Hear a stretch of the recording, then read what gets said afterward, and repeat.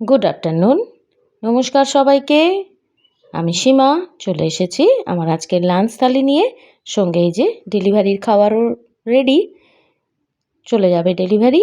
চলুন এবার শেয়ার করে নিই আমার আজকের লাঞ্চ থালি। গরম ভাতের সাথে লেবু লঙ্কা নিয়েছি, শিম ভাজা করেছিলাম, মটরশুঁটি আলু টমেটো দিয়ে বাঁধাকপির তরকারি। এখনই তো এইসব খেতে পারবো, এরপরে তো ব্যাস বাঁধাকপির দামও চূড়ান্ত আর সেই টেস্টও থাকে না। আমচুর দিয়ে মুসুরির ডাল, পাবদা মাছের ঝাল আর টমেটোর চাটনি। জল দিলাম। কেমন লেগেছে আমার আজকের লাঞ্চ থালি? পছন্দ হলে অবশ্যই কমেন্ট করে জানাবেন। দুপুরের খাবারটা একটু মন ভরে না হলে কিন্তু সত্যিই ভালো লাগে না, আর সঙ্গে যদি থাকে পাবদা মাছের ঝাল। সবাই খুব ভালো থাকবেন, সুস্থ থাকবেন, আনন্দে থাকবেন। ধন্যবাদ।